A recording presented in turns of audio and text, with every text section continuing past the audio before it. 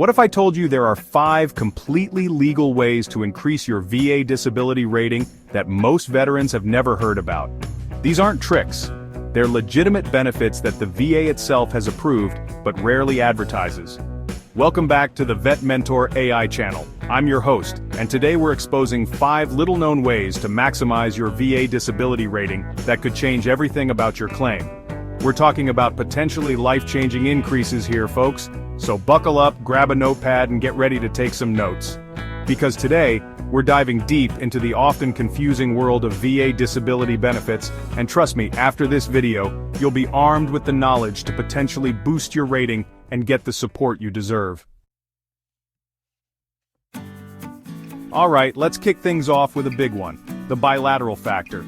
This is a game changer for many veterans out there. Now, many of you might have conditions that affect both sides of your body. These aren't just minor inconveniences. They can significantly impact your daily life and overall well-being. Maybe it's knee problems, tinnitus in both ears, or shoulder injuries from, carrying the weight of the world, or some heavy-duty gear, on your shoulders. These bilateral conditions can be a real burden. The VA gets that having a condition on both sides is tougher than just dealing with it on one. They understand the added strain and challenges that come with bilateral issues. So, they have this thing called the bilateral factor, which adds an extra 10% to your overall rating for those bilateral conditions. This can make a significant difference in the benefits you receive. That's right, an automatic 10% boost just for having 2 of something. It's like a little bonus for enduring double the trouble. I know it sounds almost too good to be true, right? But it's a real benefit designed to help those with bilateral conditions. But here's the catch. You have to specifically ask for it. The VA won't just automatically apply this magical bonus to your rating. The VA doesn't just automatically apply this magical bonus. You need to be proactive and make sure it's included in your claim. You need to make sure it's clearly stated in your claim that you want the bilateral factor considered. This means being thorough and precise in your documentation. Don't be shy about it. Be loud and proud about those double whammy conditions. It's your right to ask for what you deserve. And speaking of being specific, documentation is key. Detailed medical records can make all the difference in getting that extra 10%. Make sure your medical records clearly show that you have the condition on both sides. This clarity can help avoid any confusion or delays in processing your claim. Think of it like this. You wouldn't walk into a pizza place and just expect them to know you want extra cheese without saying it, right? The same goes for your VA claim. You gotta make that request loud and clear. Don't leave any room for assumptions. So, when it comes to the bilateral factor, don't be afraid to be a little cheesy and ask for that extra 10%. You earned it. Remember, it's all about being your own best advocate. Next up, we're talking about something near and dear to my heart, your MOS, or Military Occupational Specialty. Now, your MOS isn't just a fancy code on your DD 214, it's a key to unlocking potential disability benefits. You see, certain military jobs come with, let's call them, occupational hazards. I mean, you don't spend years working on aircraft without your hearing taking a hit, right? The VA recognizes this and has a list of presumptive conditions linked to specific MOS. For example, if you were an aircraft mechanic, hearing loss might be presumed to be service-connected. Infantry folks, you're more likely to have knee issues. And those who spent hours behind keyboards, well, carpal tunnel might be your new best friend, or worst enemy depending on how you look at it. The point is, your MOS can be a shortcut to getting your claim approved.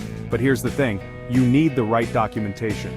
First and foremost, dust off that DD 214 and find your MOS code. Then gather any service records that prove you actually perform the duties of that MOS. Think of it like building a case. You need the evidence to back up your claim. And once you have that, you can present it to the VA and say,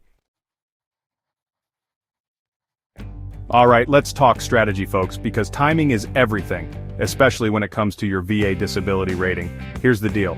The VA looks at the severity of your condition and how much it impacts your daily life. So it stands to reason that if you're having a flare-up, a sudden worsening of your symptoms, that's the perfect time to see a doctor. Don't try to be a hero and tough it out. Get those symptoms documented. And I mean everything, the good, the bad, and the downright ugly. Keep a detailed symptom journal. Write down what you're experiencing, when it happens, and how long it lasts. This journal is like your secret weapon, your personal testimony to the struggles you face. Now here's where it gets really strategic: C&P exams. These exams are crucial for your rating, and timing them right can make all the difference. If you can, try to schedule your C&P exam during a flare-up. This way, the examiner sees firsthand how your condition affects you on a bad day. I know it's not ideal to be in pain during an exam, but trust me, it can make a world of difference in your rating. Remember, you're not being dramatic, you're advocating for yourself and ensuring the VA understands the true impact of your condition. Okay, let's talk numbers, because the VA disability rating system can feel like a bit of a math puzzle. It's a system that can seem daunting at first, but with a little guidance, you can master it. But don't worry, you don't need a PhD in calculus to understand this. The process is more straightforward than it appears, and we're here to break it down for you. The key is to understand how the VA combines ratings, and how you can use that to your advantage. By knowing the rules, you can ensure you're getting the benefits you deserve. First things first. Focus on your highest-rated conditions first. These are the conditions that will have the most significant impact on your overall rating. These are the big guns, the ones that will have the most impact on your overall rating. Prioritize these conditions to maximize your benefits. Make sure you have strong evidence to support these claims, and don't be afraid to appeal if you think you deserve a higher rating. Appeals can be a powerful tool in ensuring your rating reflects your true condition. Now here's where it gets interesting. Some conditions can be rated separately, even if they seem related. This can significantly boost your overall rating. For example, let's say you have a back injury that causes pain radiating down your leg. This scenario can be used to your advantage. You might be able to get separate ratings for your back and your leg, which can significantly increase your overall rating. This dual rating can make a big difference in your benefits. And don't forget about secondary conditions. These can also play a crucial role in your overall rating. These are conditions that are caused or aggravated by your service-connected conditions. They can be just as important as your primary conditions. For instance, if you have PTSD and it leads to depression, that depression is considered a secondary condition and can be rated separately. This can add to your overall rating and benefits. It's like a domino effect of benefits. Each condition can lead to another, increasing your overall rating.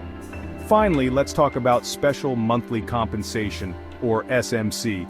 This is an additional layer of benefits for veterans with severe disabilities. This is an extra layer of benefits for veterans with severe disabilities. It's designed to provide additional support for those with the most significant needs. If you think you might qualify for SMC, talk to a VSO or a qualified attorney. They can provide the guidance you need to navigate this complex area. They can help you navigate the complexities of this program. With the right support, you can maximize your benefits and get the compensation you deserve. Alright, we've covered a lot of ground, but there's one more secret weapon I want to share with you: the effective date enhancement. This strategy can significantly impact the amount of back pay you receive, making it a crucial tool in your arsenal. This is all about maximizing your back pay, and trust me, it can be a game changer. By understanding and utilizing the effective date enhancement, you can ensure that you receive every dollar you're entitled to. Here's the deal. The effective date of your claim determines when you start receiving benefits. This date is crucial because it sets the timeline for your back pay, and sometimes you can push that date back further than you might think. This means more back pay for you, potentially covering months or even years of benefits. One way to do this is through the intent to file. This form is a simple yet powerful tool that can secure your place in line for benefits. This is a simple form you can file with the VA that basically says, "Hey, I'm planning on filing a claim soon, so hold my spot in line." Filing this form can be a lifesaver, especially if you're still gathering the necessary documentation for your claim. This can protect you from losing out on potential back pay. By filing an intent to file, you ensure that your effective date is preserved, even if it takes you a while to submit your full claim. Another way to enhance your effective date is by keeping an eye out for new presumptive conditions. These are conditions that the VA automatically assumes are related to your service. The VA is constantly updating its list of presumptive conditions, so it's worth checking periodically to see if any new ones apply to you. Staying informed can make a big difference in your benefits. If you find a match, you can file a claim based on that new presumption, and your effective date could go back to the date you first became eligible for that condition. This can result in a significant amount of back pay. And here's a pro tip. If you've had any amendments or corrections made to your service records, those changes could also affect your effective date. This is especially important if the corrections relate to your service-connected conditions. So, it's always a good idea to review your records and make sure everything is accurate. Any discrepancies or errors could potentially delay your benefits or reduce your back pay. Finally, if you believe there's been a clear and unmistakable error in your claim, you can file a Q claim to try to get your effective date corrected. This process can be complex, but it can also be very rewarding if successful. By understanding and utilizing these strategies, you can maximize your benefits and ensure you receive the compensation you deserve. Remember, knowledge is power, and being proactive about your claims can make all the difference.